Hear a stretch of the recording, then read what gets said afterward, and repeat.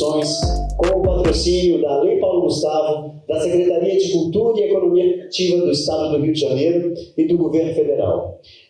Nós temos a parceria com a Avisa, que é a Associação Vida e Saúde, que é justamente as pessoas que cuidam de HIV e fazem esse trabalho de conscientização aqui na cidade, na região.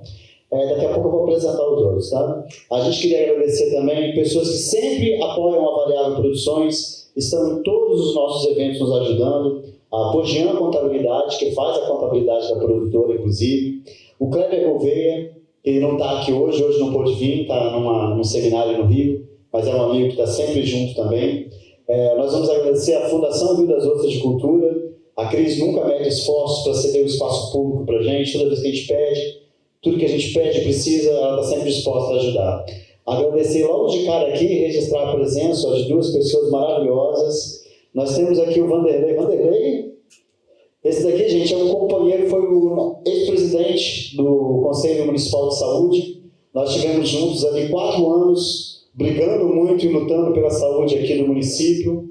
Então, ele é uma pessoa que representa todo mundo que precisa do serviço público, porque é um brigão. É chato, mas é uma pessoa muito útil à nossa sociedade, colabora muito. A esposa dele, a Marisa Dias, está logo atrás também. Já vou aproveitar e fazer a propaganda do outro evento. A gente está com a Feira de Artesanato da Jubarte, sexta, sábado e domingo, lá na Topolândia. Vai ter, além de exposição, oficinas, são dezenas de oficinas de artesanato o dia inteiro, atrações artísticas. Temos ali nosso convidado também, ó.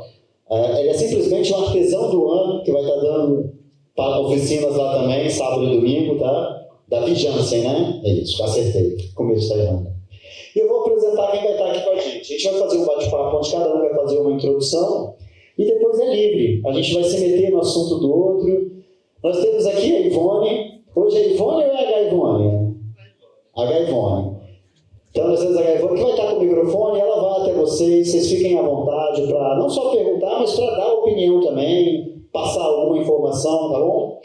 Aqui quem nós temos? Nós temos ali a nossa querida Ekedju, Juliana, né? Juliane. Eu vou tentar falar, tá, gente? Eu sou ruim isso aqui. Ile Ace Ia Ojuomi. Axé? Tá bom. Ile Axé Ia Ojuomi. E ela é roteirista e representante do filme primeiro que a gente viu, que é Resistir para Existir. Tá funcionando, não? Não. Cadê o colega lá da... Demora 8 segundos para... Deixa eu ligar. Deixa eu ligar no tempinho. Nós temos aqui a Lauren Moura. Ela não está representando diretamente o filme, mas é a pessoa com lugar de fala para falar sobre o filme. Por vários motivos. Não só por ser trans, por ser uma mulher trans, mas é uma pessoa que representa justamente essa quebra de paradigma, porque está lá lutando, trabalhando, está num lugar maravilhoso que é na Fundação Rio das Ostras de Cultura, então num lugar que ela quer estar e merece estar, e que todo mundo merece estar onde quiser estar, independente de quem seja. Então ela representa muito bem esse filme, ela é um exemplo, dá parabéns inclusive pela sua vitória e que você inspire muita gente a também transcender. E aqui a Bianca, que é presidente da Avisa, também está aqui para representar. Aliás, no último filme nós dois representamos, né? Eu dirigi e a Bianca é a presidente da Avisa, que está aqui para falar sobre viver com HIV hoje em dia e sobre a intransmissibilidade. Então eu vou passar primeiro para cada um falando. Vamos na ordem do filme? Pode ser. Então a Ju vai falar para a gente sobre a experiência do filme, sobre essa missão, né? Qual é a luta. Acho que o título já diz tudo, mas agora manda bala. Boa noite, pessoal. Meu nome é Juliane Carvalho, mas no movimento cultural e religioso me conhecem mais como Ekedju, né? Dentro do terreiro, Eked é justamente a mãe que cuida, né? A gente não entra em transe, é um cargo dentro da nossa comunidade, então Eked Ju ficou porque Ju todo mundo me chama de Ju, então basicamente é por isso, né? Da nossa cultura ali. Bom, o Resistir para Existir, como eu falei, né, no início do filme, ele surgiu quando eu estive no Peru, representando o Ilê, né, como povos tradicionais de terreiros, e são vários pontos de cultura de todos os países da Latinoamérica, né? E ali a gente teve que fazer alguns combinados, né? De combater o colonialismo, de ter toda essa questão ali. E aí, quando eu voltei, surgiu essa orientação de fazer o documentário, justamente de um guia, né? Espiritual nosso, né? Caboclo Sete Flechas, e ele justamente usou esse provérbio de que estava no momento das pessoas saberem a história a partir da contagem dos leões, né? Porque todo mundo sabe a história pela vertente dos caçadores, mas o leão quase nunca está ali para contar. E então, prontamente eu me reuni, né, com a galera, todo mundo bem jovem, assim, muito louco, né? Vamos tomar um café então? Vamos fazer um documentário? Vamos! Foi assim. E aí já o Pierre foi nessa questão da representatividade e saiu, né? Eu até comentei na primeira exibição, vou comentar aqui de novo, né? Quando começa assim, eu sempre me emociono um pouco, porque ele sempre falou isso, né? Que a ideia era a gente levar para mais pessoas. Aí eu sempre tiro uma foto, mando na comunidade, se eu sou da aldeia, né? Eu mandei uma foto daqui e aí falaram assim, tem muita gente? Aí eu falei, tem mais gente do que em Casimiro, mas eu não conheço ninguém, ou seja, a gente está alcançando cada vez mais o objetivo, porque são agentes multiplicadores, aí fica todo mundo feliz. Então, basicamente é isso, né? No tema que a gente traz, que é Povos de Terreiros, a gente sempre fala isso, que o mais importante é a qualidade. Então, todo mundo que está aqui quer estar aqui, é interessado no tema, e com certeza vai reverberar em outros campos, né? E a gente está aqui hoje para isso. Nosso povo foi açoitado, né, por muitos anos, para hoje eu estar aqui sentada com todos vocês. Mas basicamente é isso. Obrigada. Lauren Moura, pode falar, Lauren. Boa noite, me chamo Lauren, né? Tenho 29 anos, sou moradora de Rio das Ostras desde que nasci. Né? E o documentário ele representa assim, a realidade, né, do que a gente vive, do que a gente passa, mas esse documentário não é um documentário novo, é um documentário de 2007. Né? Então, eu escuto as pessoas falando, nossa, mas isso é um assunto tão novo, a gente não fala sobre isso. Na verdade, isso é falado há muito tempo, sim, mas isso vem ganhando uma visibilidade maior, né, nos dias atuais, por estarmos em alguns lugares que antes não ocupávamos eles também. Né?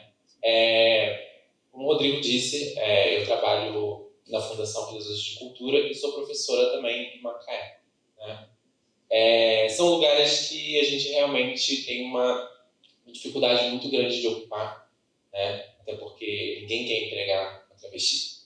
Ninguém quer ter a sua empresa como vitrine, uma travesti. Então, quando a gente traz isso para perto, a gente começa a mostrar para as pessoas que ser trans ou ter travesti é uma característica que não é relevante, né, na sua notoriedade de vivência normativa no dia a dia. Né?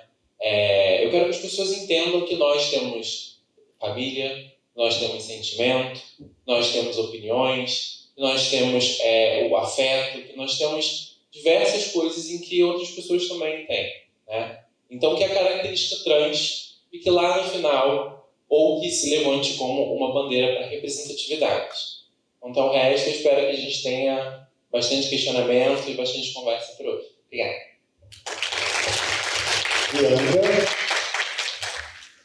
Boa noite. Reiterando o que as meninas já disseram, né? Que bom que cada dia que a gente vem ou participa em algum lugar, a gente tem mais pessoas, né? E isso significa que a nossa mensagem está chegando mais perto de alguém que precisa ouvi-la, né? Ou que vai transmiti-la para outras pessoas também, vai ser um veículo de informação. Como o Rodrigo falou, eu estou presidente da Avisa, né? Que é a Associação de Vida e Saúde, que é uma associação aqui do município, que é formada por pessoas que vivem com HIV, profissionais e amigos, e a gente tem como objetivo maior a questão da prevenção, né, e a questão da redução de estigma e preconceito. Né? Então, nessa perspectiva, a gente resolveu, aí, com a parceria com a Variável Produções, né, tá produzindo esse documentário a fim de que essas informações cheguem a maior número de pessoas, né? O indetectável é igual a zero, porque a gente que está nessa luta há muito tempo, eu sou enfermeira, né? Estive na coordenação do programa de ST 15 anos, a gente acha que isso é do senso comum, e na verdade não é. E aí, da falta de informação, nasce o preconceito, a discriminação e o estigma, né? E aí a gente está no nosso lugar aí tentando combater esses processos com informação. Muito obrigada por vocês estarem aqui e espero que a gente tenha uma conversa muito legal. Na última lá, né, rolou até uma dinâmica, acho que a gente pode começar com ela. Eu achei muito bacana quando a gente trocou e falou sobre o público de cada um, por exemplo, falar sobre as pessoas trans na relação com a religião de matriz africana, falar das pessoas trans em relação com as pessoas vivendo com HIV e vice-versa. Cada tema falar da relação com esses públicos. Porque eu estava explicando também em outro momento do porquê juntar esses três temas, né? Nós três, parece que são assuntos muito diferentes, mas nós três passamos pela mesma coisa. Ali é macumbeira, ali a trans, que essa pessoa sempre olha como objeto sexual ou associando a prostituição, e ali estão os aidéticos. É sempre estigmatizado, é sempre rotulado, é sempre cheio de preconceito. E na hora que a gente junta isso aqui, a gente tem o objetivo de fazer o seguinte: olha, quem é mais simpático aos povos do terreiro vai ajudar na luta do HIV, porque vai saber também das pessoas do HIV. As pessoas do HIV vão saber sobre a luta dos povos de terreiro, que eu mesmo fui entendendo com o tempo, tenho aprendido muito. A primeira coisa que eu aprendi, alguns anos atrás, é que eu era preconceituoso. E aí eu entendi que, caramba, a nossa sociedade é preconceituosa. E se a gente não começa a enxergar o preconceito na gente mesmo, isso não vai mudar.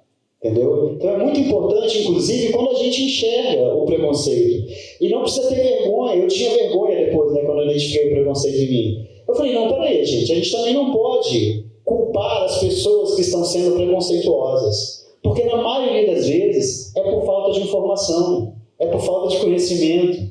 Ou a informação chega muito no passando, não está clara, não está tão objetiva, ou marcou a pessoa. Então a gente precisa desses encontros, desses filmes, para informar, mas também para marcar, impactar de alguma forma, para a pessoa mudar a visão dela a respeito daquele assunto. Então já vamos começar essa dinâmica, vamos voltar lá para a Ju, aí a Ju vai falar da relação das pessoas trans com a religião e das pessoas com HIV. A gente já sabe que o pessoal do HIV, por exemplo, as pessoas não tocam no assunto. Ninguém quer falar sobre o assunto, mas ainda tem muito preconceito, sim. Mas muito preconceito. E aí, em algumas religiões, o preconceito pode ser maior, mas a gente percebeu que, a gente também falou, que a pessoa vivendo com HIV tem preconceito até entre as pessoas vivendo com HIV. Imagine fora. Vai lá, Ju. É verdade, essa informação aí. Eu acho que em todo o nicho, vou falar assim, né? Existe isso. Também dentro do povo de terreiro também tem ali um preconceito um com o outro. Ele vai entender, né? Eu sempre falo isso porque a gente tem que estar unido para ser compatível com o mundo e não ficar se degladiando entre nós, né? Porque é um sistema que ele quer que você faça isso. Que você fique ali se degladiando. Bom, só uma observação que eu não falei em relação a povos tradicionais. No Brasil são 28 reconhecidos, né, por política nacional. Então tem caboclos, andirobeiros, quilombolas, caiçaras. Então povos de terreiros é apenas um deles. E a gente fala povos de terreiros justamente para englobar, né? O candomblé, que é uma nação, a umbanda, que é uma outra religião, e tantas outras que têm essa questão de terreiro, né? Só para deixar essa observação aqui, isso também é quase não falado, né? A gente tem que falar sempre que eu tenho essa oportunidade, eu falo. Agora, trazendo a questão trans, né, para o terreiro, é novo, é muito novo. É muito novo porque como é uma religião milenar e matriarcal, né, tem toda uma questão assim que é difícil você falar do novo, né? Mas já existem alguns terreiros que têm bastante abertura em relação a isso, as pessoas mais novas, inclusive, né? Aí vai para a internet, aí começa aquele auê, né? Quando vem um vídeo de alguém, mãe de santo trans, aí fica aquela discussão ali, mas eu acho interessante porque é uma discussão, um debate, porque só traz isso para a população quando está debatendo, não adianta ficar ali só entre nós, né? Então, quando vai para a internet nesse momento, querendo ou não, vai abrindo ali a mente das pessoas. No meu terreiro, por exemplo, nós temos mais de 20 anos, a gente nunca recebeu nenhum trans lá, a gente tem bastante pessoas da sigla, né? Mas nunca ninguém se identificou como trans pra gente lá naquele momento, não. Até hoje, né? Acredito que em algum momento também isso vai mudar, mas até hoje não ocorreu. Em relação ao HIV, tem pessoas que eu conheço dentro dos terreiros que têm vergonha de falar, e aí pede para não falar, né? E aí dentro da nossa liturgia, o orixá pede para falar para o líder religioso, e aí a pessoa que define se ela quer falar ou não. Tem gente que trata na normalidade, tem gente que tem um pouco de ser rejeitado, né? Tem medo de ser rejeitado, mas dentro da comunidade de terreiro, falar sobre HIV é muito mais leve, né? Por conta dessas questões aí de pessoas como o Elcinho, né? Como o Elcinho, que eu falo, que está com a sigla toda ali, né? Então a gente leva ali as feiras, né, de saúde e educação justamente para isso, para trazer para dentro do terreiro. Olha, você, além... por isso que eu não falei Elcinho, eu olhei para cá, ó. Hoje ele está Gaivone. Porque o povo de terreiro, ele não se reconhece como cultura muitas das vezes. Eu, por exemplo, fui me reconhecer como cultura em 2021, naquele auê da pandemia, lembra? Que foi o caos, todo mundo achou que ia morrer. Pois um pouquinho antes a gente teve um vandalismo lá em casa. E ali todo mundo se assustou, porque a gente está na área rural, 18 anos de casa, nunca tinha acontecido nada, vandalizaram. E a gente fez uma atividade, o orixá pediu para abrir a porta para a comunidade, a gente abriu a porta para a comunidade, que até então era só familiar. E aí veio o Aldir Blanc com a pandemia. Aí a gente se reuniu, eu falei, cara, não dá para a gente ficar só entre a gente mais. A gente vai ter que ir para outro movimento aí. Movimento de mulheres, movimento cultural, aonde couber a gente vai. Porque aí numa situação dessa a gente, né, projeta mais o que aconteceu. E aí veio o Aldir Blanc, eu entrei na comissão lá, a comissão organizadora não sabia nada do que estava acontecendo. E eles falavam, não, porque povos de terreiro, isso são cultura. E eu ficava assim, não, isso são cultura, meu Deus. Só que eu comecei a ler. Então, hoje, o William Cheguel Jomi, ele vai nos terreiros fazer a palestra por esse olhar cultural. Então, quer dizer, veio de uma dor, né, para a gente se reconhecer. E aí eu trouxe esse exemplo justamente por conta do HIV também. É uma dor, a princípio. Depois você entende que não é para ser uma dor, né? Nessa nossa feira de saúde e educação, houve até um momento ali emocionante que meu pai é militar, e na época, né, da década de 80, ele estava viajando, e ele se emocionou até falando que foi horroroso, assim, porque eles tinham a orientação de quando desembarcasse não chegar perto, era como se fosse, né, uma coisa horrível, e ele falou isso chorando, foi muito emocionante. Então ver que de lá para cá muita coisa mudou, nossa, assim, é aliviante, né, assim, pra gente. Então, dentro do terreiro, por incrível que pareça, falar de HIV é um pouco mais fácil do que trazer a pauta trans, por incrível que pareça, principalmente na questão das casas mais tradicionais. Agora, tem casas que estão vindo fazendo do jeito que eles querem. E aí tem essa dicotomia dentro do próprio movimento. Mas basicamente é isso. Então, não sei, é meio difícil a gente falar até sobre, de um modo geral, porque o que eu posso falar é mais sobre a minha vivência, né? Muito, muito da individual. Eu nunca fui uma pessoa religiosa, né? Mas, como eu disse no outro encontro, aonde eu tinha que ir, eu estava indo, né? Então, o meu avô era pai de santo, né? A gente tinha um centro nos fundos de casa, então aquilo ali para mim era só um encontro familiar com festa e comida liberada, né? E assim, frequentei a igreja católica, a igreja evangélica, em alguns momentos, mas eu vejo que isso como uma criança não se reconhecendo trans, né? Quando a gente se reconhece nessa condição, o jogo muda um pouco, né? Eu eu iniciei a minha transição na pandemia. Então, sem querer romantizar isso, óbvio, porque foi um momento muito triste pra gente, mas foi o momento certo para mim, né? Foi um momento onde eu pude ficar em casa, onde eu pude ter ao meu lado só a minha mãe, e ali a gente vivia tudo que tinha para viver, né?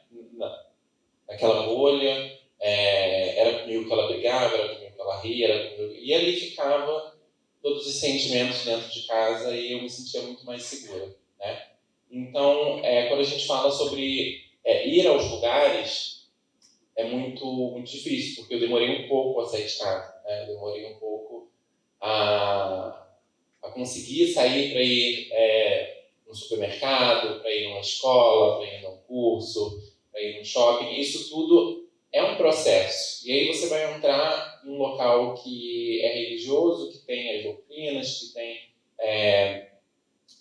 as suas tradições, as suas regras, e aí você já se sente muito diferente na rua. Você vai entrar em um lugar onde já existem regras, né? Então, assim, pelas pessoas trans que eu conheço, obviamente que a maioria delas, se não todas, que são religiosas, são de terreiro, né? E são os lugares que mais aceitam. Já me convidaram também, mas eu sou uma pessoa que, assim, eu já trabalho muito. E aí eu adoro jogar no computador, adoro assistir série, então eu fico, cara, mais um comprometimento, não dá. Mas, assim, eu entendo que as pessoas, de uma forma geral, elas carecem de algumas coisas, né? E as pessoas trans, elas são carentes de tudo. Porque tudo é tirado da gente à força, tá? A gente não escolhe perder a família, a gente não escolhe perder os amigos, a gente não escolhe perder os convites de aniversário de criança, porque isso acontece ao longo do tempo. Então, essas pessoas que acabam carecendo mais da família, carecendo mais de algumas coisas, eles se apegam numa fé que é oferecida para elas, né? E elas se sentem muito acolhidas nesses terreiros que abraçam elas do jeito que elas são, né? Se é uma mulher trans, ela vai ser realmente legitimada uma mulher lá dentro. Se é um homem trans, ele vai ser tratado como um homem lá dentro. Então, essas autoafirmações a gente busca muito nos lugares que são normativos para as pessoas, né? E a gente busca entrar neles dessa forma. Assim como, na verdade, no trabalho, né? Assim que eu comecei lá na Fundação de Cultura, me abriram uma roda de conversa que teve anteriormente lá, né, sobre o uso do banheiro, né? Todo mundo ficou muito preocupado. Gente, e agora? A Laura vai vir aí, que banheiro ela vai usar, né? Aí todo mundo ficou assim, ué, vai usar o banheiro feminino, né? Não sei o quê. E teve uma funcionária lá, que eu não vou mencionar o nome, que disse, não concordo, não. Aí todo mundo ficou assim, como assim você não concorda? Como assim você não concorda? Ela tem que usar o banheiro que ela quiser, ué. Aí todo mundo, tá, então tá bom, se for assim, então tá bom. Então, assim, quando a gente chega num lugar e ele já tá meio que preparado para você, né, a gente fica, assim, até assustado, porque não é assim, né. Eu vou em locais públicos, eu acho que... eu até falo isso pra minha mãe, eu falo, cara, as pessoas não mexem comigo porque eu tenho 2 metros de altura, né. Eu tenho certeza que se eu fosse uma travesti baixinha, a galera ia implicar. Mas aí, assim, são diversas coisas, porque os olhares, eles são inevitáveis, né? Mas falando sobre as pessoas que vivem com HIV, o meu melhor amigo de adolescência, ele vive com HIV, né? E naquela época foi uma coisa assim, que pra mim era muito novo, né? Mas quando ele me contou, a primeira coisa que eu fiz foi correr pra minha mãe para falar, e assustadoramente a minha mãe agiu com muita naturalidade. Eu falei assim, mas é HIV, é AIDS. E o que tem? Chama ele para vir comer aqui em casa.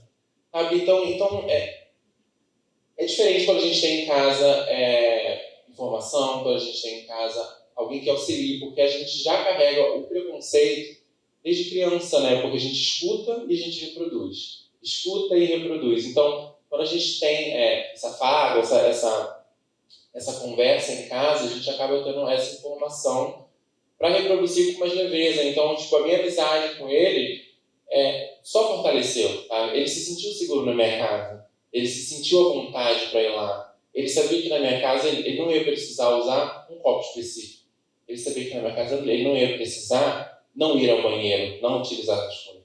Sabe? Então, eu acho que, inclusive, eu sofri por muito tempo em ver que ele não conseguia se abrir com as pessoas, né? E eu ficava morrendo de medo. Eu falava, cara, eu tenho um instinto de fofoqueira terrível. Eu preciso ficar quieta, porque tipo, a vontade de chegar e gritar para todo mundo.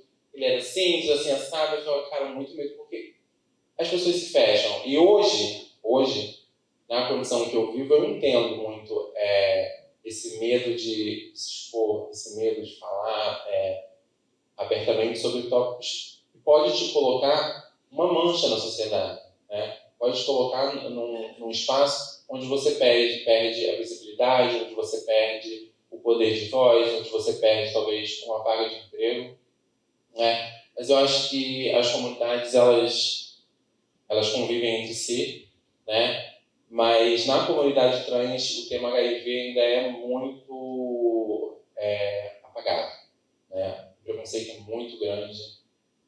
As pessoas preferem não comentar, não falar sobre, porque ainda tem esse estereótipo de pessoa suja, né? E as pessoas preferem não se informar, não conversar sobre e não repassar o conhecimento para as outras quanto a isso. É isso. Acho que suja é um bom termo, porque você fala muito, né? Tô limpo. Senão quem tem HIV tá sujo. A gente ouve muito esse termo, né? A gente conhece alguém que está paquerando, vai falar sobre saúde, pode ficar tranquilo que eu estou limpo. E aí isso, né? O outro é sujo. Assim, você nos colocou num desafio. Porque você colocou 3 realidades que são diferentes, mas que conversam entre si, que estão no mesmo sistema de preconceito, talvez por falta de informação, com certeza, né? Então, assim, quando a Lauren fala, né, da questão do copo, do uso, né, do compartilhamento de objetos, que é a mesma coisa que a Ana colocou ali no documentário, né? E que não é uma coisa que a gente acha que existe, é uma coisa que a pessoa vive, que é real, né? Então, assim, é necessário que a gente tenha muitos espaços de conversa, muitos espaços de entendimento para que essas coisas não aconteçam mais, né? Que coisa linda o documentário de Paulo de Terreiro, né? E a gente, às vezes, a pessoa às vezes dá um passo atrás quando vê, porque é uma coisa diferente, né? Eu não sei a realidade, como a gente vê ali a nossa história, né? Porque todo mundo, não adianta a gente falar assim, eu sou negro, o outro, não, eu não sou negro. Gente, todo mundo que é brasileiro tem lá no seu sangue o sangue negro, né? A gente é um pouco miscigenado total. Então, que lindo a nossa história que continuamente é apagada, né? Porque é uma história de vergonha, de humilhação, de preconceito, de submissão. Então, como que isso também se liga à questão da travesti, né? Da transexual, que é diferente dentro da sociedade e que como elas são excluídas de todos os processos, como foi dito ali no documentário, né? Como eu deixo de ser digna, de ter uma vaga de emprego por uma condição que, é o que a Laura falou, que deveria ser o último adjetivo da minha história, né? Porque eu posso ser muitas outras coisas além disso. Da mesma situação, quando o Elson fala no documentário Nós Não Somos Uma Ameaça, da questão do HIV, né? Eu não quero me apresentar, eu sou uma pessoa que vive com HIV. Não, ele é um estudante de serviço social, ele é muitas outras coisas, né? Que, como a Ana também falou, muitas outras coisas me definem, o HIV não me define, né? Então é isso, gente, a gente trata todo mundo no mesmo patamar porque nós somos todos iguais. Não tem aquela questão, eu sou melhor porque eu sou católico, o outro é melhor porque é evangélico, né? E os povos de terreiro são piores, ou eu sou melhor porque eu sou cis, ou eu sou melhor porque eu não vivo com HIV. Então, eu acho que isso é hipocrisia, isso é uma coisa que a gente precisa colocar, externar e conversar, né, entre todo mundo para que a gente desmistifique esses preconceitos que foram construídos socialmente, que foi o que o Rodrigo falou. Eu era preconceituoso, né, mas uma criança não nasce preconceituosa, né? Como que uma criança vai adquirindo preconceito ao longo do tempo? É construído socialmente, né? Tanto que você vê, você tem uma roda de crianças, as crianças estão ali brincando juntas e a criança nem... Ué, você estava brincando com aquele menino ali, que é negro, que é isso, que é aquilo, a criança, para ela, é todo mundo, tá todo mundo junto ali, é a mesma coisa. E assim que tem que ser. Só que a gente vem de processos históricos que não deixam que as coisas aconteçam assim. A gente está aqui justo para desmistificar, né? E aí eu queria, acho que é legal a gente ter uma interação com o pessoal, né? Conversar um pouco, trocar ideia. Esse é o objetivo principal. Quem tem uma dúvida aí, gente, levanta a mão. Quem Pode quer ser fazer uma pergunta ou pergunta? fala mesmo, deixa eu manifestar uma Aí, opinião, aqui, uma ó. experiência. Boa noite. Eu sou a mãe da Laura, hein? Parabéns! Eu não queria falar melhor. Mas a gente quis dar, porque é importante.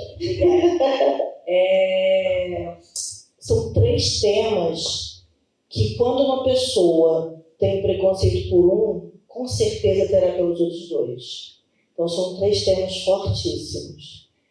Quando a Laura falou que, quando ela me contou do amigo dela, que era soro positivo, e eu dei essa resposta, a minha resposta para qualquer coisa é assim, né? Eu acho que é o que você falou, nós adultos reproduzimos as coisas para as crianças, né?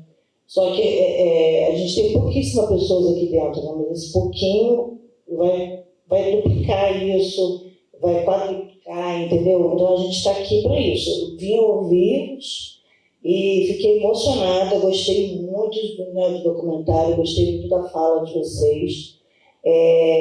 Sobre religião, a minha mãe, ela criou 4 filhos e ela nunca foi numa igreja. Acho que ela foi no meu casamento, na primeira comunhão, que eu fui católica durante muitos anos, mas a minha mãe só ia para eventos, né? E ela sempre falou assim, vocês façam o que vocês quiserem.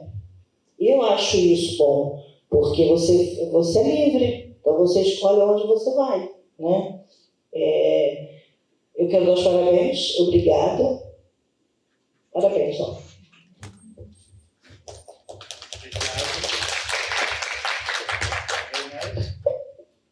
Você. Pessoal, vamos com o microfone. Olha lá. Você quer falar? Vai, Ai, gente, eu só tenho que agradecer, porque eu acho que esse Cineclube Diversidade, ele realmente traz 3 temas muito diferentes, mas como a Bianca falou, eles conversam entre si e são 3 assuntos que a gente precisa realmente falar sobre, né? E aí, enquanto vocês estavam falando, eu fiquei pensando, eu já pensei na pauta interseccionalidade, só que eu não tinha relacionado esses 3 temas. E eu tô aqui assim, gente, isso dá uma bela pesquisa, porque é isso. A gente precisa falar sobre isso e como que a gente fala sobre isso. Que meios, né? Como que a gente traz. E, embora somos poucos hoje, mas é muito importante, é um movimento de resistência a gente estar aqui. E espero que continue. É isso. Mais alguém? Maria Clara. Gente, apresentar a Maria Clara é vice-presidente da Visa, também estava no depoimento.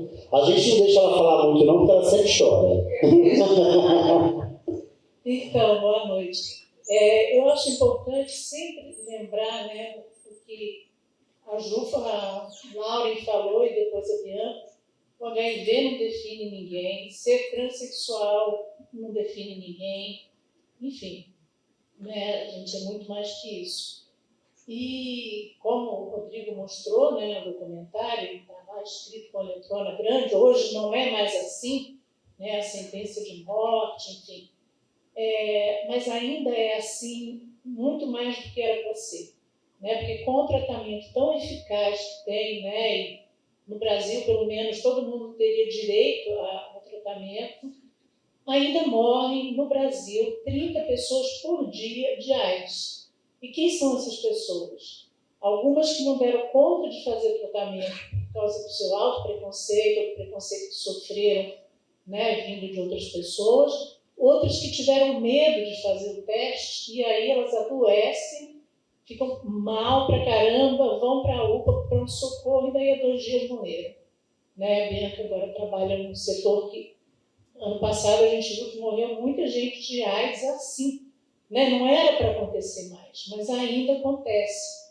E eu acho que acontece justamente em grande medida por causa do preconceito que as pessoas sofrem. Então, as pessoas não querem sofrer o preconceito e é isso. Não chorei.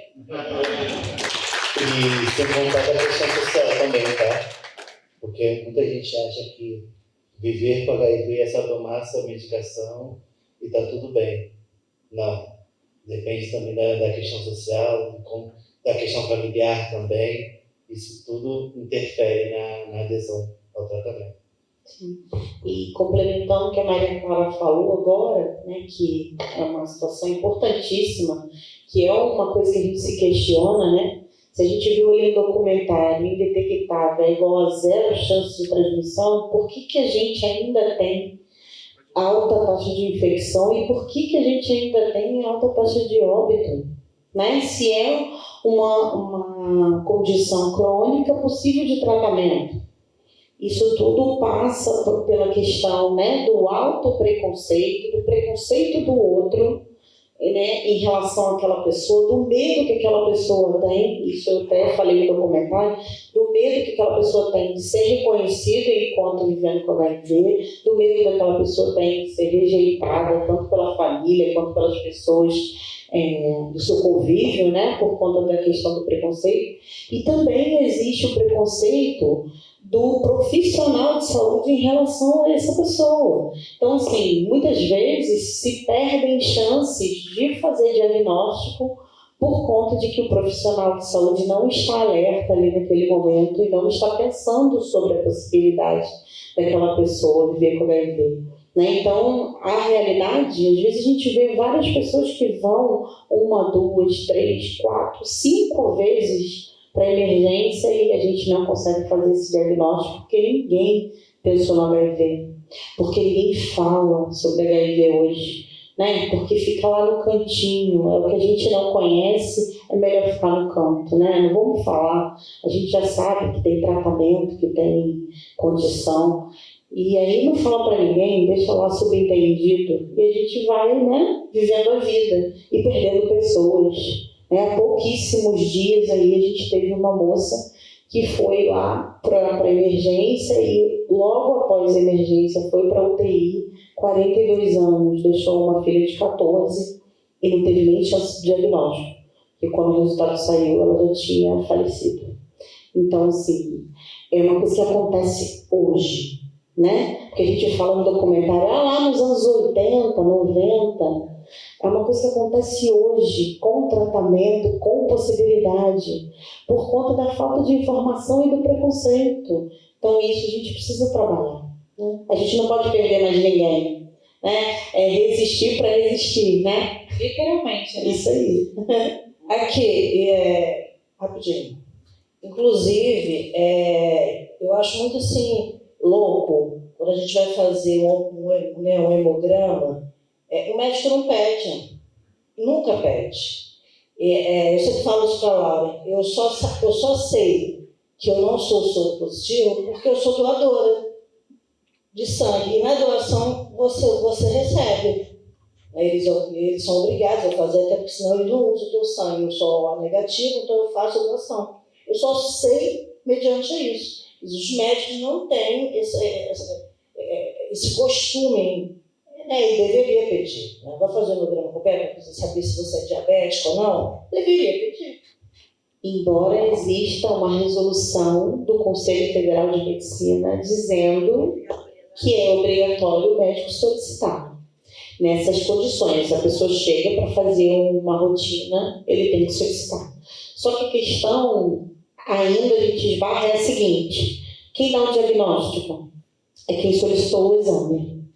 Se eu não solicito, eu não sou obrigada a dar um diagnóstico. Então, eu me isento dessa possibilidade.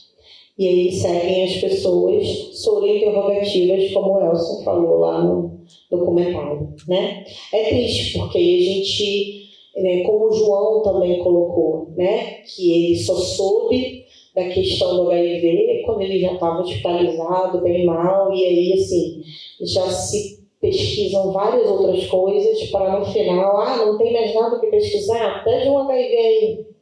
E aí vem o diagnóstico da pior forma, né? Então, isso a gente precisa mudar. E quando a gente chega no serviço de saúde dizendo eu quero fazer, a gente é questionado também. Porque o profissional, como o Elson falou ali no vídeo, o profissional diz, mas para que você quer fazer? Você é promíscuo? Mas deveria ser um pedido igualmente assim, eu quero saber se eu sou diabética. Sim, deveria, mas aí o questionamento ele vem de volta. Por que você quer fazer? Você tem alguma coisa que você está escondendo? Ou você é promíscuo? O que aconteceu? Você usa drogas? Ou você é trabalhador do sexo? Por que você quer pedir isso, né? E eu já até comentei num outro encontro que a gente teve numa outra cidade falando do documentário também, que eu trabalhei com uma médica num setor de ginecologia e que o laboratório me chamou, que tinha uma alteração no exame de uma paciente. Eu fui até o laboratório e era um resultado reagente para HIV que a médica tinha solicitado. E aí eu fui até ela e falei, olha, a paciente que vai entrar daqui a pouco, o resultado dela, o laboratório me chamou, eu não vou entregar, chama o psicólogo. Eu falei, não, mas não temos psicólogo hoje. Não, mas eu nem queria pedir esse exame, agora eu vou ter que ficar com essa banana aí de entregar esse exame? Eu não vou entregar. E aí a gente começou uma discussão e no final eu falei, me dá isso aqui, porque você vai ser pior, você vai destruir talvez uma adesão da forma como você vai entregar esse exame, porque você já não queria pedir. Então, às vezes é melhor aquela pessoa nem entrar naquele contexto para você não arriscar aquela adesão, né, depois daquela pessoa vendo com HIV, do que você deixar uma pessoa dessa dar um diagnóstico e destruir a cabeça do outro. Então, é isso que acontece na vida real. Né? Eu queria só para arredondar essa fala do Bianca no final, até eu passar a bola para o outro tema, de duas coisas, sobre o que a Bianca falou de gente morrendo de HIV de AIDS hoje em dia, né? E também da transmissão, que tem a ver com o soro interrogativo. Tem que se ficar claro para vocês, para que vocês sejam esses multiplicadores de informação, que realmente quem está transmitindo HIV não é quem vive com HIV e está em tratamento. Quem está transmitindo HIV é a pessoa que não se testou, nem sabe se tem ou não. Esse está transmitindo porque não está em tratamento. Então esse é o primeiro caso. Sobre interrogativo, não se testa. E é sempre assim, a pessoa fica muito preocupada. Mas você tem? Se você tem, é um risco. Não, o risco é você que não se testa. Quem tem esse tratamento não é um risco. O segundo problema, com a falta de testagem, além de quem transmitir, é a morte, o óbito. Porque se a pessoa não se testa, ela não está em tratamento, quando descobre, já é tarde demais, já está à beira da morte. Okay? Então, é possível hoje em dia acabar com a transmissão, erradicar a transmissão e não ter nenhum óbito de HIV, se todo mundo se testasse e todo positivo tivesse em tratamento. Isso acho que significaria que em alguns anos nós íamos erradicar o HIV e não ia ter mais transmissão. E, encerrando isso, vou passar aí de novo a bola para a Ekede, depois em sequência. Se alguém tiver alguma pergunta, a gente pode levantar a mão no meio da conversa agora, que o Elson passa. A Ivone passa o microfone para falar. A Ivone. Não, engraçado, vocês estavam falando, eu estava aqui pensando, porque a gente sempre fala de uma projeção de melhora, né? A gente sempre quer que melhore, né? A gente não, talvez erradicasse, talvez, sei lá o quê, né? A gente faz essa programação na cabeça. Aí eu trouxe para a minha realidade. Vamos lá. Exu, né? Que é totalmente demonizado aí dentro da nossa cultura. Exu é um demônio. Primeiro que a gente não acredita em demônios, para começar dentro da nossa liturgia. Segundo, lá atrás, desde esse território Pindorama foi invadido, né, pelos colonizadores, a própria cultura dominante da época, eu sempre falo assim, cultura dominante, porque tinha uma cultura de uma doutrina religiosa. Mas como a gente não tem que pregar a intolerância, né, eu falo cultura dominante da época, porque em algum momento ali a Igreja Católica ela tinha um poder muito grande, econômico e político-social, né? Então é mais por isso, tá? Só para deixar claro aí. Não tem nada contra, pelo contrário. Enfim, e aí quando a gente volta lá atrás, já na construção da história do país, a gente tem uma verdade que foi construída. Exu é um demônio. E aí vem sendo falado há vários anos que Exu é um demônio. Os povos que vieram trazidos escravizados, foram escravizados aqui, e também os que eram nativos que eram escravizados, tentaram combater de alguma forma, mas foram açoitados e assassinados. E a verdade continuou sendo, Exu é um demônio, Exu é um demônio, Exu é um demônio. Até hoje, todos os lugares que eu vou, eu falo que eu sou uma soldada de Exu. Todo mundo caiu. Mas por quê? Porque eu levo o nome dele. Exu pra gente é o primeiro orixá do panteão, é o orixá da comunicação. O orixá super protege a gente. Já tive muitas vivências extraordinárias com o Exu, por isso que eu falo muito dele. E aí entra no que você falou. Talvez se as pessoas estudassem mais, esse conceito de que Exu é um demônio seria erradicado. Mas para quem é interessante que as pessoas ainda acham que Exu é um diabo? Aí a gente entra no sistema. O sistema ele quer que as pessoas achem que Exu é um diabo. O sistema ele quer que as pessoas achem que a pessoa que vive com HIV, ela está suja. No caso do Exu, tem outros sistemas que ganham dinheiro por causa dessa informação. Exatamente. Então, quando a gente, principalmente a pauta trans, então, assim, quando a gente não tem aí uma cura, então, quando a gente começa a olhar por detrás, porque a gente está falando só aqui, mas quando a gente começa a mexer, você fala assim, meu Deus, que horror, eu realmente estou aqui em pé porque tem muita gente me segurando, né? Porque a gente está aqui sempre pensando no melhor, sempre pensando em erradicar, sempre pensando em melhorar, mas em contraproposta, na contrapartida ali, também tem um sistema que ele quer te degladiar, te colocar ali em submissão. Então foi o que ela falou. Quando você levanta e você está aqui falando sobre HIV, sobre o povo de terreiro, sobre a pauta trans, você está resistindo. E não importa, você tem que estar aqui, né? Eu costumo dizer que quem está aqui, nessas pautas principalmente, é escolhido. E a gente não tem escolha, né? As pessoas falam assim, mas por que você... Eu não tenho escolha. Eu estou aqui porque muitas pessoas, né, foram mortas, assassinadas para eu estar aqui, né? Eu não tenho essa escolha. Você talvez tenha, eu não gosto de falar de política. Tudo bem, é um direito seu. Porém, você vai estar ali completamente submissa a quem gosta de política, né? E o que eles decidirem.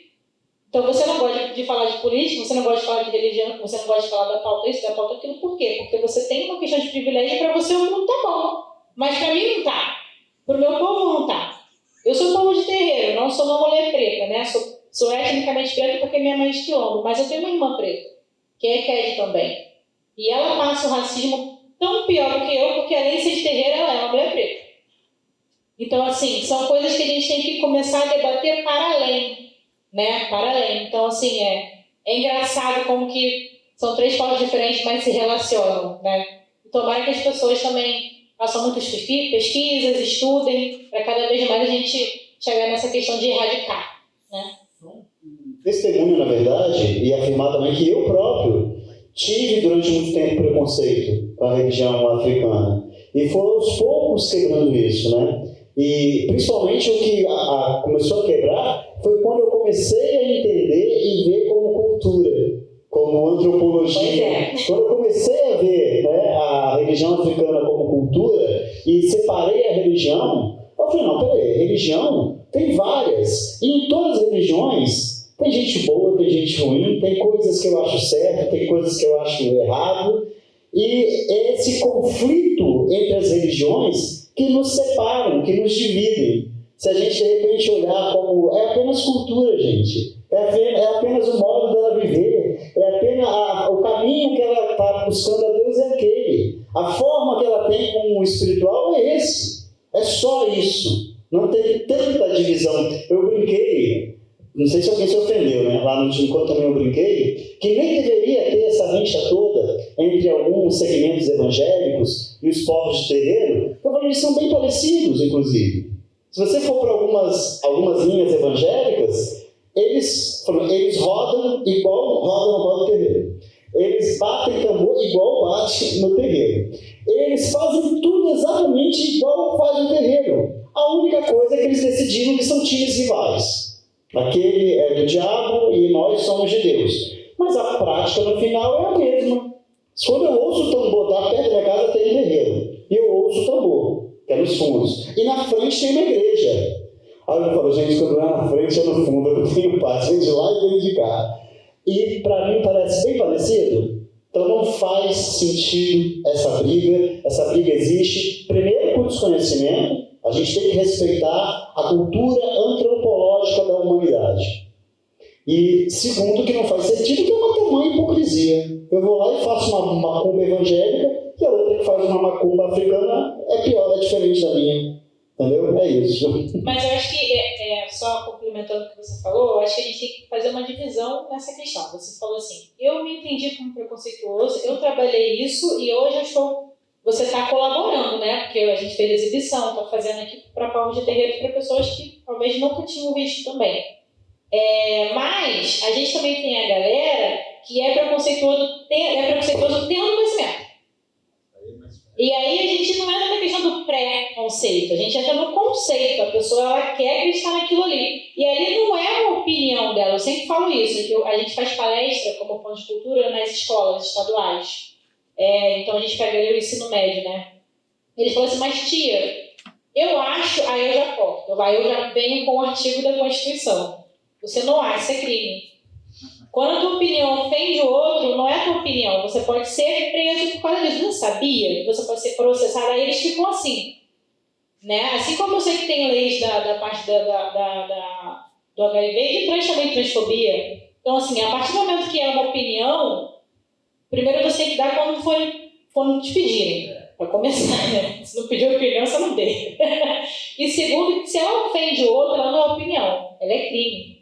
Então, quando você tem ali o racismo religioso, quando você tem a questão da sorofobia e da transfobia, não é preconceito, é crime. Dentro do Brasil, é crime, não é conceito, falta de estudo, é crime. Claro que tem pessoas que ainda estão se desconstruindo, e é óbvio que a gente vai alcançá-las, porque elas vão buscar informação, mas quem não quer, por conta de um sistema que tem esse privilégio de não querer saber, né, ou de não se importar, ela não está nem aí. E ela vai, na verdade, reverberar de uma outra forma. Esse que é o maior problema, que na minha opinião, é o maior problema. Porque se todo mundo tivesse a mente aberta, a gente não estava onde a gente está, né? Mas é isso. Laura, eu queria que você trouxesse para a gente, como você vê, pela sua experiência até, pelo que você viveu, o que é possível fazer para se tirar essa empurrada das mulheres trans para a prostituição, para que elas tenham uma vida como qualquer outra mulher, qualquer outro trabalho e fazer tudo normal. O que falta para a gente fazer essa transformação? Não estou falando só de preconceito, mas o que tem que ser feito, de repente até com as próprias pessoas trans. Como você vê que é possível mudar esse cenário? Porque você tem conseguido.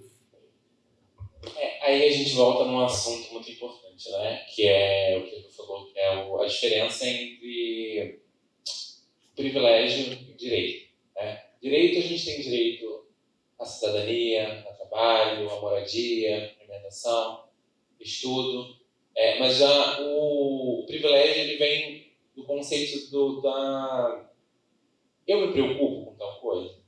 Eu me preocupo de andar à noite na rua sozinha. Se eu não me preocupo, eu tenho privilégio. Eu relativamente me preocupo se eu vou ter o que comer casa amanhã. Se eu não tiver preocupação com isso, eu sou privilegiado. Então, assim, a gente anda por aí e nessa minha tema eu tenho a total consciência de que eu sou muito privilegiado. Né? Primeiro, pela minha cor, né? Segundo, que eu tenho um apoio familiar assim, gigantesco. Embora eu não seja de todo, mas eu acho que minha mãe representa 99% desse apoio, sabe?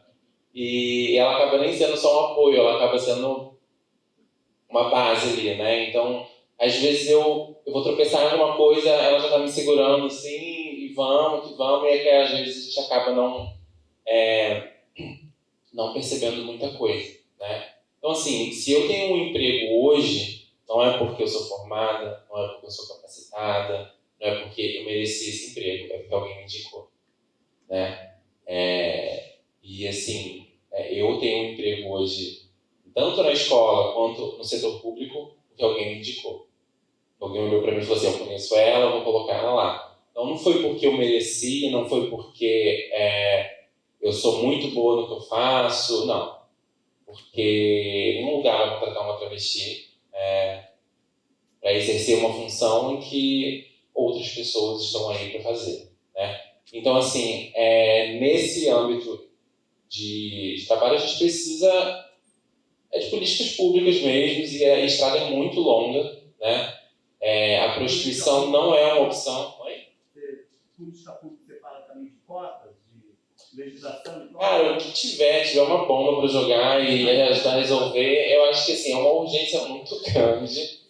E assim, é difícil ter fé em algumas coisas como essas, mas assim, eu espero que sim, né? Eu tento ao máximo. Cara, quando eu escuto que alguém entra lá e fala assim, nossa, tem uma trans na prefeitura, é a primeira, que luxo. Eu falei, não é luxo nenhum, cara, não tem luxo nisso, sabe? Não tem festa em ser a primeira, porque eu anseio em talvez ser a última, sabe? Isso é muito ruim. Então a gente fica muito nesse negócio, e eu fico toda vez baixo na minha cabeça, minha mãe, cara, todo concurso, minha mãe, estuda! Depois eu estudo. No outro dia eu estudo. Então é aí que é mais um privilégio, sabe? Eu não ter tido a consciência de que eu tinha que estudar. Se eu passasse num concurso, a gente ia acontecer, né? Mas assim, nesse outro lado, então a gente vê que é muito difícil o reconhecimento e etc. Mas, inclusive, ano passado eu participei de uma campanha pela Secretaria de Bem-Estar Social, né, aqui em Rio das Ostras. Eu participei do 21 Dias de Violência contra a Mulher, eu acho que a Nana até aqui também participou, né? E antes disso, quando me convidaram, me chamaram numa salinha também para conversar, eu falei assim, gente, a exoneração vai vir, alguma coisa aconteceu, né? Ela disse, não, a gente quer fazer um convite para você. Eu falei, quer que você participe dessa campanha, vai ser uma campanha linda, mas a gente sabe que pode haver problemas. Eu falei assim, eu sei. Aí a primeira coisa que eu fiz, eu falei assim, existem duas opções, eu escolher, né, a representatividade, de estar naquele lugar, de poder dar mais visibilidade para o povo, e por um outro lado, perder meu emprego, né, porque aquilo ia ser exposto de uma forma muito explícita. Aí eu fui até a minha chefe no momento, falei assim, olha, aconteceu isso, o que eu faço? Aí ela, vai, se der merda, a gente tá junto na merda. Tá bom. E eu fui, fiz, e a repercussão foi muito complicada, foi assustadora, assim, avassaladora, ainda mais numa cidade onde eu nasci, onde eu cresci, né? E eu não imaginava que as pessoas tinham tanto ódio guardado para deixar lá com tanta facilidade, né? E o que mais me assustou foi porque eu saí na rua e eu fui reconhecida por causa desse vídeo, né? Graças a Deus que foi de uma forma positiva a abordagem na rua, mas eu fiquei assustado porque se a forma positiva ali apareceu também, eu tinha receio da negativa vir à tona também, né? Mas assim, foi um passo muito gigante em Rio das Ostras ter essa campanha, mas ao mesmo tempo não reverberou porque meio que aquilo foi feito, mas não foi empenhado, né? Foi exonerado, mas aí depois tudo bem. Mas não vamos falar só de coisas ruins, eu tenho uma coisa para compartilhar com vocês também, né? Eu contei isso na semana passada, aconteceu isso semana retrasada. O que acontece? Lá na Fundação de Cultura das Ostras, a gente trabalha alguns finais de semana, né, Miss? E aí, isso é ruim? Não, porque a gente ganha folga em dia de semana também, quando a gente trabalha no final de semana. E aí eu tava com umas folgas acumuladas, eu falei, cara, eu tô cansada, quero tirar uma folga. Eu tirei uma folga. Aí no outro dia eu fui pro trabalho. E eu moro do outro lado da pista, onde se pega a van, né? E aí eu cheguei e o sinal fechou. E E a minha van parou assim. Aí o motorista me viu, fez o joinha, eu falei assim, por favor, me espera, porque eu preciso disso aí, já vou chegar atrasada. E aí, quando eu entrei na van, só tinha vaga na frente. Aí eu fui, entrei. Aí ele olhou pra mim e falou assim, ué, por que você não veio ontem? Aí eu, tava de folga. Assim, nem sei quem é, mas tava de folga. Ah, tá, então tá bom, fiquei preocupado, você não apareceu aí ontem, não sei o que. Eu falei, tá. E geralmente é o mesmo motorista, porque é o mesmo horário que eu tô ali sempre, quando eu não me atraso muito. E aí, ok. Fui trabalhar, cheguei no trabalho e tal. E ele ainda tinha dito o meu nome, esqueci de falar isso. Ele, Laura, você não veio ontem e tal, não sei o que. Eu cheguei no trabalho e tal. E aí, no momento de reflexão, eu parei assim e falei, cara, o motorista da van notou a minha falta.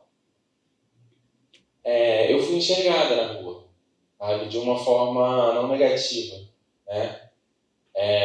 Eu posso dizer que eu tenho uma vida normal, em certos momentos assim, do dia. Aquilo, no momento, eu acho que como eu já estava atrasada, já tinha que pegar a van, eu acho que eu não queria muito interagir com aquilo, e a gente tem um certo receio de interagir muito, falar muito e acabar acontecendo em algum momento alguma situação que não é muito legal. Mas quando ele falou o meu nome e perguntou por que eu não fui no dia anterior, aquilo veio na minha cabeça depois de que eu estou vivendo como as outras pessoas também estão vivendo. E isso para mim agora é um privilégio também, né? De ter sido notada, de poder ter sido reconhecida, né? Queria muito ter um trabalho de carro, né? Aquela chiqueza, mas assim, mas eu estou vivendo a vida, né? Que eu posso chamar de vida normal também, né? Mas a gente percebe que entre muitos desses apertos que a gente passa no dia a dia, né? Eu fico muito assustada por estar sempre indo a eventos do governo e tudo mais e tal. A cada dia que passa eu vejo menos pessoas trans na rua, né? Eu vejo menos pessoas trans na luz do dia mesmo, né? E aí eu me pergunto onde estão essas pessoas, né? Onde está as outras pessoas ajudando as pessoas trans, porque raramente alguém chega para mim e fala, eu conheço outra pessoa trans, eu conheço uma travesti, mesmo que seja uma travesti de rua, uma travesti que esteja na prostituição. Inclusive o Rodrigo falou sobre isso, a prostituição não é uma opção, né? Ninguém chega e fala assim, eu vou me prostituir porque é muito fácil, é muito tranquilo. Não é, né? Graças a um privilégio enorme, eu não faço ideia do que seja a prostituição, mas eu vejo que a realidade das mulheres que estão nas noites, nas ruas, são muito violentas, né? Eu já tive uma conversa muito branda com a minha mãe uma vez e eu tinha achado que tinha feito a escolha errada, né? Ser mulher, eu acho que era um castigo mesmo, assim, porque a perspectiva de visão muda muito, né? O primeiro assédio a gente nunca mais esquece. E é uma situação que nem 2 metros de altura consegue reagir a certas coisas, né? E a gente se vê muito vulnerável, se vê muito sozinha na luta também, né? E eu acho que o único pedido que eu tenho para as pessoas, quando eu estou sempre em grupo, assim, conversando, é que as pessoas aprendam a interagir com pessoas mesmo, com pessoas trans, com travestis, porque essas pessoas, elas precisam de atenção e elas não precisam da sua terapia ou de uma terapia com um psicólogo muito bom, porque a terapia não vai pagar o nosso aluguel, a terapia não vai encher o nosso estômago, né? Mas uma interação social vai fazer com que essa pessoa se sinta normal, vai fazer com que essa pessoa se sinta naturalizada num ambiente onde ela se sente hostilizada o tempo inteiro, né? É isso. Eu falei muito, né?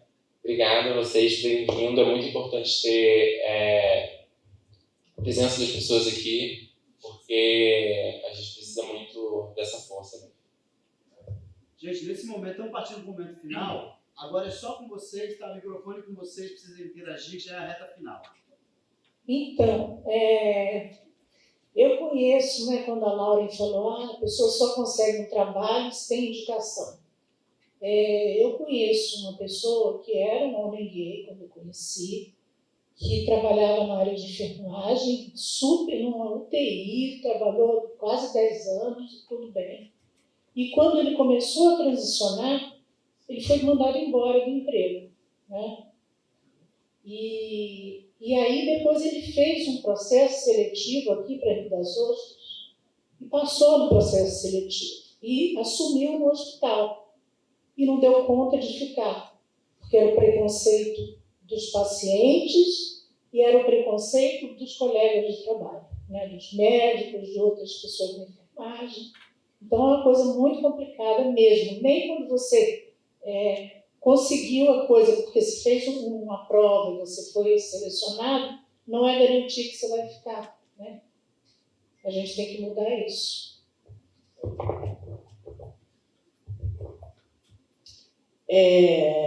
Eu estava pensando, quando vocês estavam falando, que eu acho muito chato esse lance da pessoa ter que falar que é uma mulher trans, que é do terreiro, tem HIV.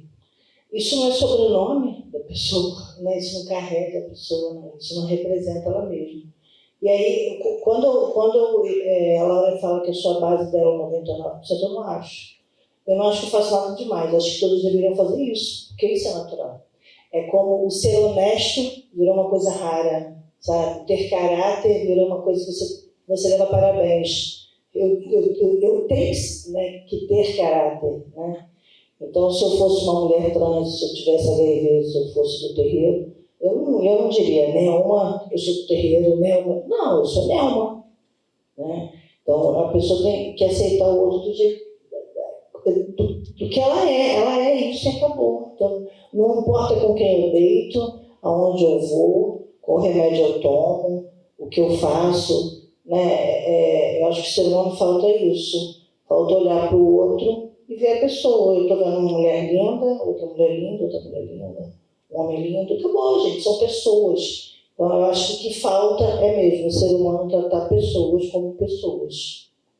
Obrigada a vocês, tá?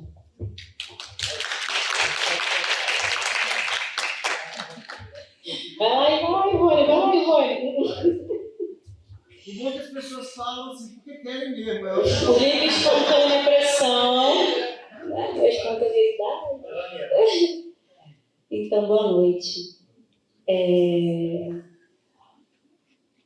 O que eu percebi nos documentários, né? Começou a me atentar no documentário das meninas trans, sobre a experiência delas enquanto crianças ou no contexto escolar, o que elas passaram e a diferença das experiências delas, e muito marcado, a diferença muito marcada em relação à cor da pele delas. E a menina mais retinta, a experiência terrível, a falta de oportunidade até aquele momento atual. A menina mais a parda, que conseguiu um emprego, mas passou por aquela experiência igualmente terrível de constrangimento, humilhação dentro do ambiente escolar. E a menina não negra, que dentro do ambiente escolar ela teve a oportunidade de conseguir usar o nome social, que definia a identidade dela. E como que o marcador de raça, ele também, né, como é que é o seu nome? Eu esqueci. Então, como a Nelma falou, que assim, a gente não deveria se apresentar como povo de terreiro, como mulher trans ou cis, como uma pessoa que vive com HIV, mas quando a gente entra em qualquer lugar, eu sou uma mulher negra, a primeira coisa que vem é a minha cor, sem eu precisar me apresentar como. Então, a experiência daquela senhora, quando ela recebeu o diagnóstico totalmente sem sensibilidade, será que não estava ligada à questão da raça? Será que se fosse uma pessoa não negra, ela receberia o diagnóstico daquela maneira? Bem-vinda? Com total ironia? Porque como assim? Então, a gente precisa pensar que, né, o povo de terreiro, ele está totalmente ligado à questão da raça, é demonizado porque nós, pessoas pretas, somos demonizadas e alijadas de nossa humanidade. Então, a base de tudo está na educação, né, professor? E se a gente não tem uma educação de base que não seja racista, não seja machista, a gente não chega, né, a essas situações que não são só preconceitos, é racismo e é machismo, é um sistema opressor que está aí nos oprimindo até hoje, em todos os nossos âmbitos, né, em todas as nossas vivências, por onde, em comunidade que seja. Né? Então, muito obrigada a vocês, foi um presente tudo hoje. Muito obrigada. Essa diferença tem até no documentário também sobre as trans, quando fala o fundo, né? O cenário muda. Né? Quando tem a pessoa mais retinta, o cenário é totalmente mais pobre. Né? Eu queria falar sobre isso em relação até nisso, né? Eu vejo que são muitas poucas mulheres trans que conseguem crescer realmente na vida. E muitas dessas que vencem são mulheres trans brancas, né? Tiveram realmente oportunidade de uma educação de qualidade, tiveram profissionalização, ou indicação, ou algo do tipo, né? Então, realmente, as mulheres trans pretas, elas vivem uma marginalidade com muita violência e muita força, né? Até porque elas passam por várias etapas em que a gente não chega nem a imaginar, né? Em passar por aquilo ali. Então, esse privilégio também a gente encaixa dentro da bandeira, né? E tem que reconhecer, porque é muito complicado. Obrigada, não. Boa noite, eu me chamo Carol. Saudar, tá lindo o debate. Fiquei aqui refletindo se valia a pena falar ou não. Eu e a Júlia somos acadêmicas de serviço social, a gente está terminando agora. Então vale a pena, fala. E a nossa futura profissão, ela consegue enxergar o social, né, da pessoa, então a gente vê a pessoa como um todo, para além ali do gênero, da raça, enfim. E aí eu dei uma olhada aqui em volta, vi que somos maioria mulheres, como sempre. E aí expor, né, que na sociedade patriarcal o meu tema de pesquisa é a saúde do homem. E aí eu fiquei refletindo a gente não pegou todos os documentários, mas conseguimos pegar o meio, um pouquinho do segundo e um pouquinho do final do completo. E aí eu fiquei refletindo no último documentário que falava sobre HIV, os homens que participaram descobriram o HIV internados ou por alguma situação. E aí me fez refletir justamente o que eu estou debatendo dentro do meu tema de TCC, que os homens eles não estão ocupando espaço de saúde. E eles não utilizam a política de saúde. E aí é uma coisa que eu estou debatendo muito, é por que eles não estão ocupando a política de saúde. E aí um tema tão necessário, que não só sobre HIV, sobre trans, sobre os povos de terreiro, por que eles não estão aqui? E como que a gente faz para trazer esses homens para essas pautas que são extremamente importantes? E aí a gente volta a refletir tudo o que vocês falaram um pouquinho, a questão de raça, a questão de gênero, que a mulher sempre está à frente de tudo e ela é sempre responsável pela questão da saúde, pela questão da família, pela questão de diversas coisas. Mas a gente tem que responsabilizar os homens também. A gente também tem que colocar eles nesses papéis, deles entenderem a importância de ir lá testar, fazer a testagem, enfim, né, de ter esses debates. E aí é só isso mesmo, essa reflexão. Assistência social. Mas, se você quer falar comigo, você já quer falar, na verdade. Eu tenho certeza que você quer falar. Eu só vou falar uma experiência que eu tive, né, falando de cada tema que está aqui. Tem um amigo também que tem um diagnóstico, né, de HIV, e a primeira coisa que eu consigo lembrar que foi uma das preocupações dele se eu ia continuar sendo amigo dele, sabe? E na hora que eu falei assim, tá tudo bem, né? E aí a gente se abraçou, e infelizmente isso tudo eu acho que cai também muito com a educação, que vem aí o preconceito, né? Falando da religião Umbanda, hoje eu posso me considerar que eu sou da religião, eu frequento a religião, né? E muitas das pessoas que não conhecem, infelizmente, né, demonizam muito, falar que as pessoas fazem maldade. Não, gente, está todo mundo ali procurando Deus, se procurando entender, lavando o chão, lavando o chão do terreiro, lavando o banheiro, eles acham que a gente fica lá. Exatamente. Querendo ajudar as pessoas, trabalhando na caridade, né? E, infelizmente, é um preconceito, é falta de informação, né? E falando da pauta dela, eu fico muito feliz que eu sou de São Paulo, e na Smart Fit, que é a academia que eu treino, né, tem uma pessoa que é trans lá. E eu fico tão feliz com esse espaço, né, que a empresa está dando para essas pessoas trabalhar. Recentemente eu fiquei mais feliz ainda que contrataram outra recepcionista trans também. Então, assim, existe, lógico, né, bônus e ônus, né, mas a gente tem que lembrar que, acredito que por ser de lá de São Paulo, né, acho que as portas acabam se abrindo mais referente a isso, né. Mas eu fico feliz com isso que está se abrindo, as pessoas estão dando oportunidade também para as trans, né.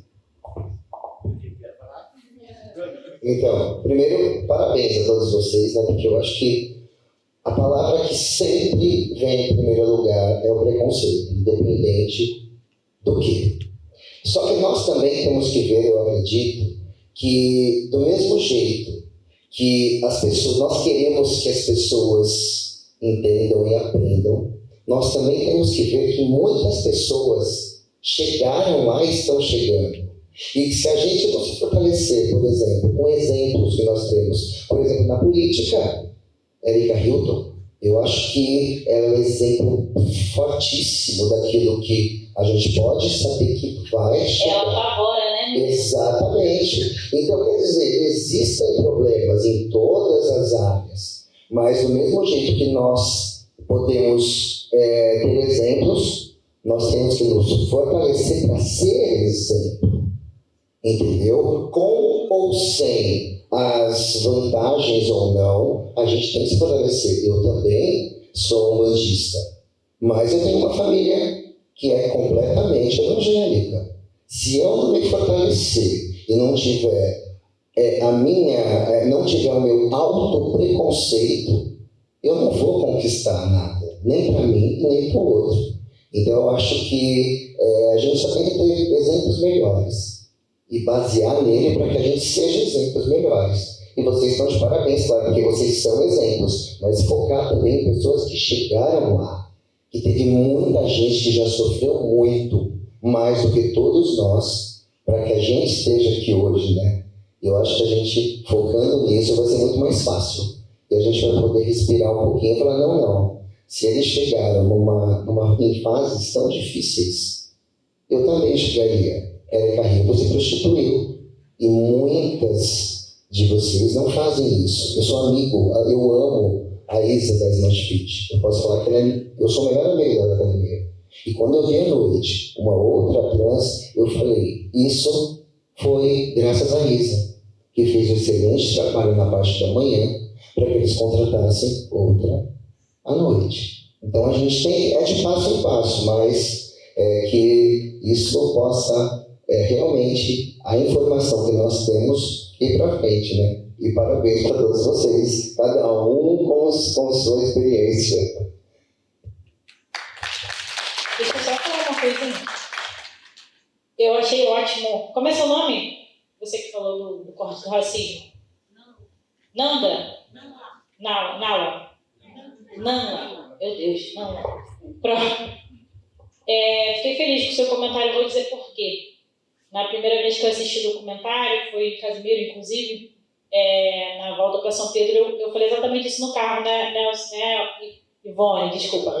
Né, Ivone, eu falei assim, cara... Desculpa, amiga. como que é gritante quando a gente é picado ali pelo mosquitinho da militância, né? Que isso é militância também, como que é gritante o nosso olhar crítico. Então, depois disso, quando você vê qualquer vídeo, você vai ter esse olhar aí. E é impressionante como que preconceito está nas 3 pautas, mas o racismo também. Porque foi como eu disse, eu estou aqui como mulher, eu estou aqui como mulher de terreiro, mas a minha irmã que é mulher e a mulher preta, ela sofre mais do que eu tento inviabilizar ela muito mais. Né? Então, ali você vê, tem uma diferença por ela ter a pele mais retinta, né? E aí, quando eu falei isso com o meu amigo Elcinho, que estava no carro, que não é Ivone, tá, gente? Que não é Ivone, eu falei para ele assim, mas não me cabia falar. Não me cabia falar, porque isso tem que partir justamente de quem tem a fala, né? Quando você falou, eu falei, caraca, não tô doida. Ela percebeu também. Porque a gente percebe, mas a gente não fala, né? E aí você trouxe isso e as meninas trouxeram, e os meninos trouxeram uma outra questão ali, da questão da Umbanda e do Candomblé, que eu sou candomblecista, né? E estou estudando a doutrina kardecista recentemente, né? Porque o Candomblé tem isso, ele não te impede de ver outras doutrinas, e eu acho isso ótimo, né? Porque as pessoas falam assim, mas Juliane, você não tem medo de ser fanática? Aí eu falo assim, como que eu vou ser fanática? Se o fanático ele pega uma verdade e ela é absoluta, e eu, sendo candomblessista, estou estudando outra doutrina. Então não tem como ser fanática. Aí a pessoa fala assim, verdade. E aí entra numa outra questão da Umbanda que vocês falaram, para provar o racismo. Nas palestras também, eu pego uma parte do Êxodo do Velho Testamento e pego aquele processo do carneiro, né? Do sacrifício do carneiro. Então você vem falando e as pessoas já ficam, candomblé, é de macumba. E aí depois você, Êxodos. Aí fica todo mundo assim. Por que ninguém fala? Porque não é do preto, porque não é do indígena. Racismo, né? Aí trazendo para a parte do HIV, nitidamente o recorte ali racial é escancarado. É escancarado ali, não vou nem falar racismo. Então, na parte trans também. A gente também, lá em São Paulo, a gente tem algumas personalidades da pauta e elas brigam muito entre si. Mas quem sofre mais ali é a preta. Porque as coisas que ela faz, as que são brancas não vão. Racismo. Então, tipo assim, ao mesmo tempo que a gente precisa olhar as coisas com essa questão crítica, a gente também não pode negar que o racismo está em todas as partes. Não adianta a gente também tampar, né, o sol com a peneira. E eu tenho um guia, um guardião da minha família, todos os projetos que eu faço, ele fala assim, ele é um preto velho. Tem que parar com isso de colocar o preto de vítima. Tem que parar com isso de colocar o indígena de vítima. E aí, eles contam pra gente histórias, né? A gente reverbera nos projetos justamente para trazer essa astúcia. O meu líder, há 200 anos atrás, né? Benedito Meia Légua, ele era estrategista. Como que ele fazia?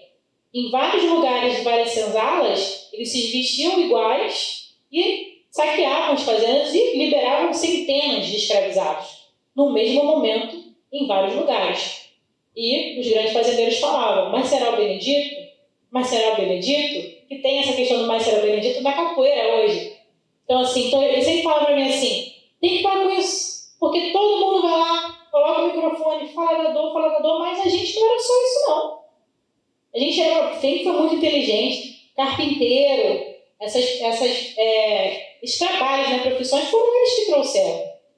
Né? A cultura indígena, por si só, é uma coisa maravilhosa. Então, dentro dos nossos projetos, a gente busca justamente isso, trazer eles como líderes. As mulheres, todo mundo fala de zumbi. Eu tenho o prêmio zumbi da LERJ, mas eu falo para eles, por que não Dandara?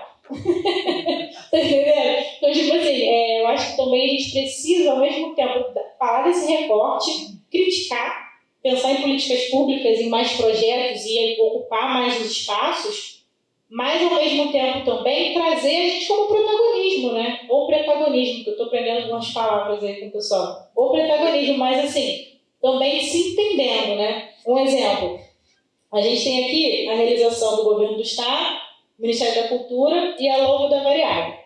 Na minha cidade, São Pedro da Aldeia, que é uma cidade que na última eleição foi só 90% conservadora, a gente teve um pouco de dificuldade para acessar lá o espaço. A gente já sabia que ia ocorrer, mas também estava todo mundo preparado para começar a guerra se fosse necessário. Aí eles recuaram. Eu percebi uma coisa: todos os projetos, eles pedem, né, é obrigatório ali, o uso da logo da prefeitura como apoio institucional. Nesse eles não fizeram questão. Por que será? Não vou responder, vou deixar reflexivo. Mas mesmo assim a gente vai estar lá. Entendeu? A gente vai estar lá, eu já falei com o pessoal da Foché, vamos levar o tabaco, vamos tocar, porque é a nossa identidade, não importa, o espaço é nosso, tiraram a gente de lá, mas a gente vai voltar, não importa o quê. Né? Então, basicamente era isso que eu queria dizer. Então, gente, vamos partir agora para o encerramento. Tá. Pode falar, Misha. Então, boa noite, sou a Misha, sou artista aqui da cidade, para quem me conhece, estou diretora desse espaço aqui e estou ouvindo tudo e me identificando um pouco, né? E aí eu quero fazer um apontamento, uma observação que eu fiz, né? A gente traz um tema, 3 temas maravilhosos que se interligam e a pauta trans, que é onde a gente não consegue inserir os homens trans, né? Mas o apontamento que eu faço da questão do preconceito, aí eu já vou um pouco além, né? Porque isso está chegando na parte da misoginia, né? Todos os espaços que a gente, Lauren, eu aprendo demais com ela, que apesar de ser uma mulher cisgênero, lésbica, eu ainda tenho muito que aprender, tenho 50 anos, então de um tempo de que era difícil falar a palavra lésbica, quanto mais entender pautas como agora. Então eu confesso que eu venho aprendendo cada dia mais dentro desse universo que eu faço parte, né? E aí você vê como a violência com a mulher está tão enraizada na nossa sociedade que quando a gente fala de pessoas trans, a gente traz só exemplos de mulheres trans, da violência que elas sofrem, porque os homens trans, eles estão entre nós e ninguém nem percebe que eles estão entre nós. Um exemplo básico agora é esse programa que lançou agora, o BBB dos cantores, né? Que tem um rapaz trans que, se não falasse, ninguém ia perceber que ele era um homem trans, né? Então, acho que é uma reflexão que a gente tem que fazer com relação a isso e a pauta das mulheres, trazerem mais mulheres trans para dentro dessa pauta, né? Porque o país que mais mata mulheres trans no mundo, porque não são pessoas trans que estão morrendo, são as mulheres trans que estão morrendo, e com requintes de crueldade, diz muito sobre o país que a gente vive, né? Foi só um pensamento, e no mais, assim, parabenizar esse trabalho. Sabará, sou fã, todos os projetos que você faz são sempre muito bem-vindos para a nossa vida. Trazer pautas como essa, ver o Maeked, parabéns, trazendo a pauta dos povos de terreiro. Eu sou iniciada no Candomblé há 23 anos, sou uma irmã do Ele Axel de Abomim, né, Minha bênção. Meu pai lhe abençoe, bênção.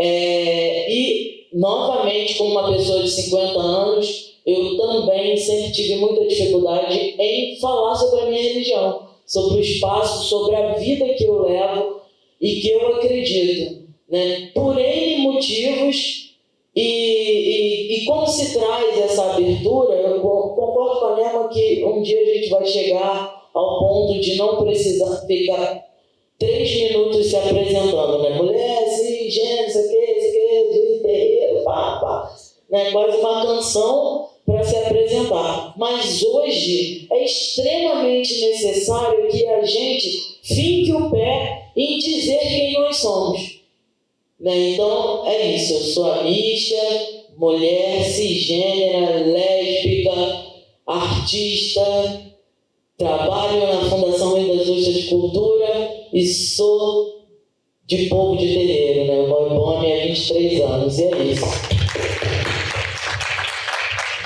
Alguém mais quer falar alguma coisa? A gente está partindo para o encerramento. Eu queria... Ah lá, tem um passo na frente.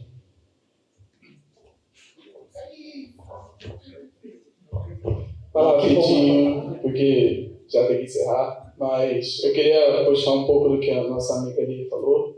Ela vai ser assistente social, né? E ela fez a seguinte pergunta, né? Onde estão os homens a respeito desses assuntos, né? Por que eles não estão aqui? E durante todo esse processo, todo momento que eu estive aqui, desde que eu cheguei e assisti a todos os 3 documentários, eu me perguntei por que não existem outras pessoas como eu, que sejam jovens, como eu, tenho 17 anos apenas. Sou hétero, cisgênero, então eu não tenho nenhum outro motivo de inclusão para estar aqui, só por um interesse e um convite amigável que me foi feito. E isso contrasta muito com o que eu vejo, principalmente no ambiente escolar, no ambiente familiar, que eu passei pelo processo que o Rodrigo falou também, de ser um preconceituoso e me libertar disso depois. Eu tive uma criação muito difícil a respeito desses aspectos, tanto religioso quanto da pauta LGBT e trans. E por mais que tenha muita coisa que eu ainda tenho que aprender sobre isso, principalmente sobre a religião e sobre a pauta trans, porque a minha família, por parte de mãe toda, é umbandista, né? Eu já visitei algumas vezes terreiros e casas de umbanda e tive muitas relações e interações com pessoas LGBTs e trans. E eu realmente me pergunto onde estão os jovens, onde estão os homens e as mulheres, os rapazes, os adolescentes que se interessam por isso e precisam saber sobre isso. Porque eu tenho certeza que se eu não tivesse me separado, se os meus pais não tivessem se separado, e hoje eu vivesse só sob a supervisão da minha mãe e do meu padrasto, pela influência do homem que me criou, eu teria sido um homem extremamente preconceituoso. Tanto machista, como transfóbico, homofóbico, e principalmente com a religião também, que além de tudo ele também era bem preconceituoso com as religiões de matriz africana. E eu não quero nenhum prêmio por isso, igual a Nelma falou, é uma coisa muito básica que todo mundo deveria ter. E eu admiro diversas pessoas negras, diversas pessoas trans, LGBTs, já conheci pessoas com HIV também.